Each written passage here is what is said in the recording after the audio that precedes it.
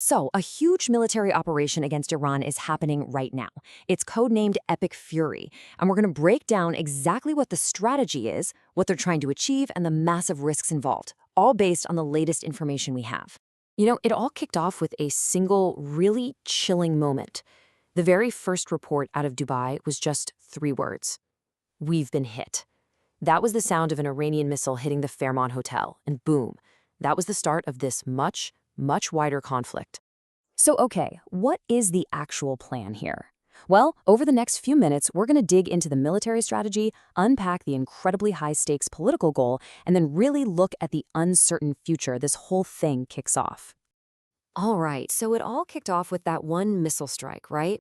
But to really get a grip on the response, you've got to see the incredible military force that was already sitting there, ready to go, when Operation Epic Fury got the green light. And when we say incredible force, we mean it. The president has been calling it a naval armada, and honestly, that's not an exaggeration. We're talking about U.S. warships positioned everywhere: the Persian Gulf, the Gulf of Oman, the Red Sea, and all the way over in the eastern Mediterranean. And the centerpieces of this whole thing? 2 massive aircraft carriers, the USS Abraham Lincoln and the USS Gerald R. Ford.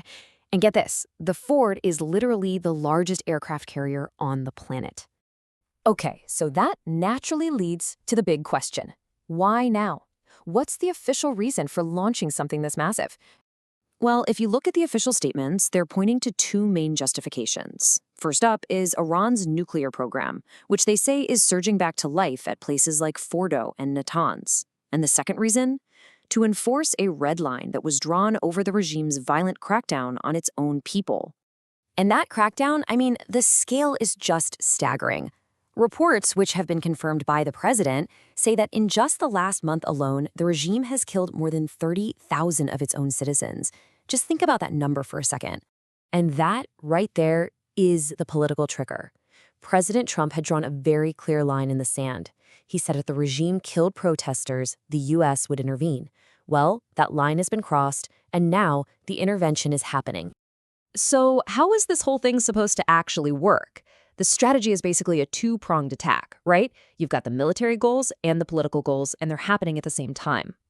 The main military goal, right out of the gate, is to blind and confuse Iran's leadership. So this isn't about a ground invasion or occupation. It's all about causing chaos and disorientation at the top to create an opening.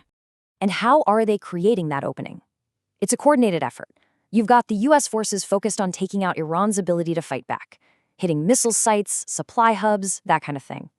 At the same time, the Israeli mission is reportedly much more surgical. They're going after the head of the snake, targeting top regime leaders and senior figures in the Islamic Revolutionary Guard Corps, the IRGC. Now, all this military action isn't just for its own sake. It's designed to set up a very specific political endgame. The message from both the U.S. and Israel to the people of Iran is crystal clear: seize this moment. But you might be asking, how do you do that without a full-blown ground invasion? Well, here's the theoretical game plan. First, military strikes take out the top leaders. Step 2, you offer immunity to key military and IRGC commanders if they switch sides, if they defect. Step 3 is where it gets really interesting. Those defectors are supposed to help build a stable, temporary government. And then finally, step 4, the Iranian people themselves take the reins. But you can see the whole thing, the entire plan, really hinges on getting those defections. And that, of course, brings us to the final and maybe the most important part of all this: the huge uncertainty and the really high-stakes questions about what happens next. Because anytime you remove a government, you're left with one giant, incredibly dangerous question: what fills the power vacuum? And a power vacuum isn't just a fancy term for no one's in charge. It means there's no central authority at all. And the dangers there? Well, they're terrifying. You're talking about civil war, massive loss of life, and it becomes a playground for terrorist groups. That is the absolute worst-case scenario that everyone is trying to avoid. So really, this whole strategy is like a high-wire act, isn't it? It completely depends on getting enough of those key people to defect before the whole system collapses. The goal isn't chaos. It's a controlled transition. They're trying to engineer a handover of power, not just leave a gaping hole at the top.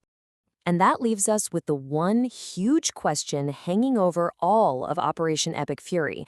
And there's no easy answer to it. Can you really cut the head off a regime and then control whatever grows back in its place?